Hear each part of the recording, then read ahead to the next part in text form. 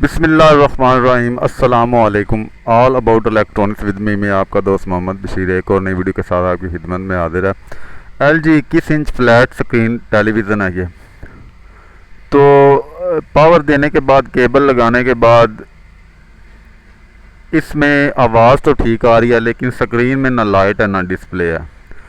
Channel बदलने पर भी है जो इसकी आवाज़ आ रही है, लेकिन स्क्रीन में ना इसके लाइट आ रही है और ना ही डिस्प्ले आ रहा है। तो वीडियो का बाकायदा आगाज़ करने से पहले अगर आप इलेक्ट्रॉनिक्स से related videos, television repairing, LED repairing, LCD repairing में दिलचस्पी रखते हैं तो इसी वीडियो के नीचे सब्सक्राइब के बटन को दबाकर चैनल को सब्सक्राइब ज़रूर कर लें और साथ में बेल आइकन को दबा लें। और अगर आपको वीडियो पसंद आए तो वीडियो को लाइक भी ज़रूर करें। तो इस तरह के फॉल्ट में सबसे पहले जो हीटर वोल्टेज हैं वो चेक करते हैं। मीटर को AC 10 वोल्ट पर आपने सेलेक्ट करना है और देखना है कि हीटर वोल्ट बन रहे हैं या नहीं बन रहे। तो इसके हीटर वोल्टेज नहीं बन रहे। तो उसके बाद बाकी जो RGB गन पॉइंट पर 180 वोल्ट हैं वो चेक करने हैं क्या वो बन रहे हैं। मीटर को 250 वोल्ट पर फिर सेलेक्ट कर लेना है। तो इस वक्त आवाज़ इसकी आ रही है, लेकिन हीटर वोल्टेज जो हैं वो इसके नहीं बन रहे और 180 वोल्ट जो जहाँ पर बनने चाहिए वहाँ पर इसके तकरीबन 100 वोल्ट के करीब वोल्ट बन रहे हैं।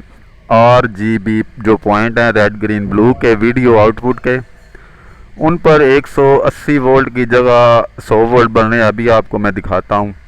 तो ये वीक ऑसिलेशन या ऑसिलेशन के बंद होने पर इस तरह होता है।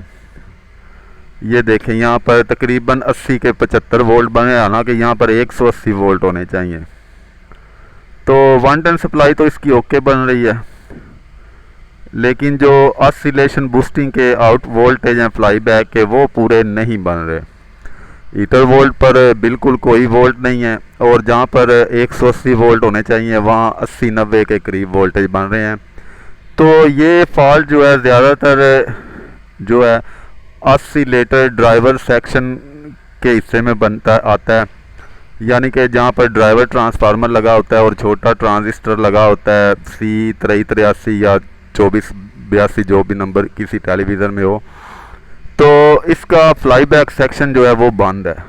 तो बोर्ड को बाहर निकाल कर देखते हैं कि आया कोई ड्राई सोल्ड की वजह से बंद है या किस वजह से बंद है।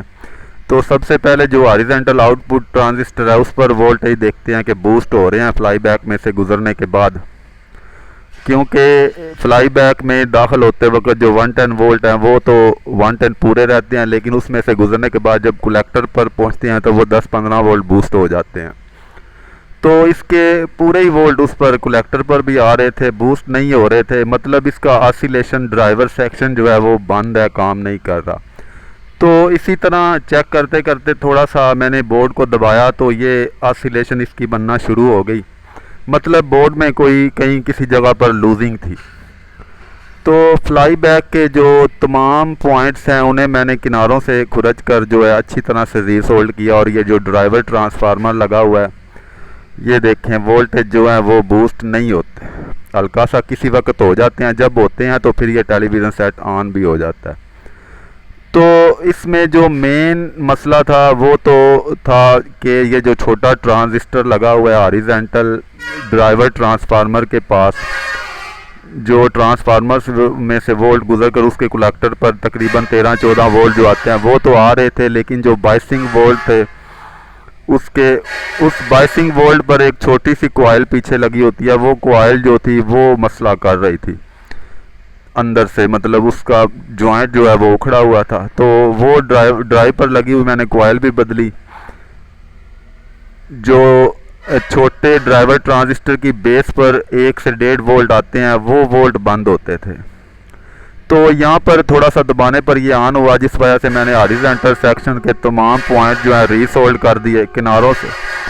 फ्लाई बैक के जो पॉइंट हैं वो भी सारे मैंने किनारों से खुरच कर जो बंद किए थे इस तरह से, क्योंकि LG जो होता है इसमें प्रिंट में नमी बन जाती है अक्सर।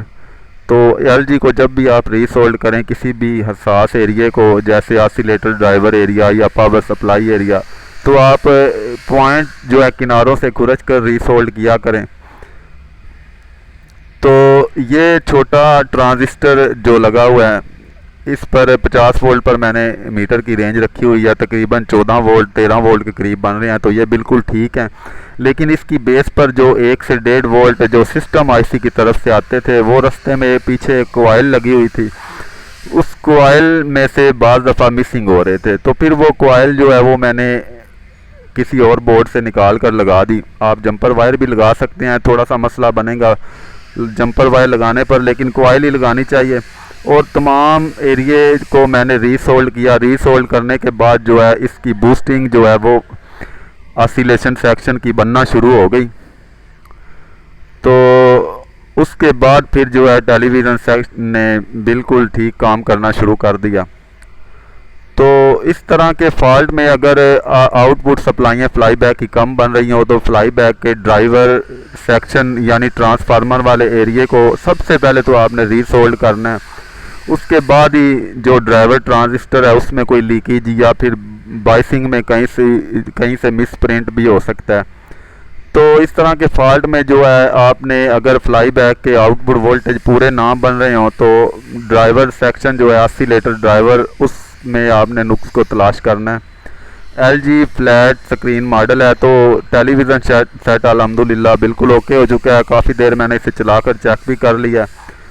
तो अगर तो इस तरह के फॉल्ट, अगर जिस भी फॉल्ट की वजह से आप ये वीडियो देख रहे हैं आपके टेलीविज़न में हो सकता है कोई और फॉल्ट हो, तो आप ड्राइवर सेक्शन जो है उसको अच्छी तरह से चेक करके अपना ये फॉल्ट क्लियर कर सकते हैं। आज की वीडियो में इतना ही। अगर चैनल को सब्सक्राइब नहीं किया तो चैनल को सब्सक्राइब कर लें। अगर वीडियो पसंद आए तो वीडियो को भी लाइक करें। अल्लाह ताला आपको सेहत तंदुरुस्ती अता फरमाए। खुदा हाफिज़।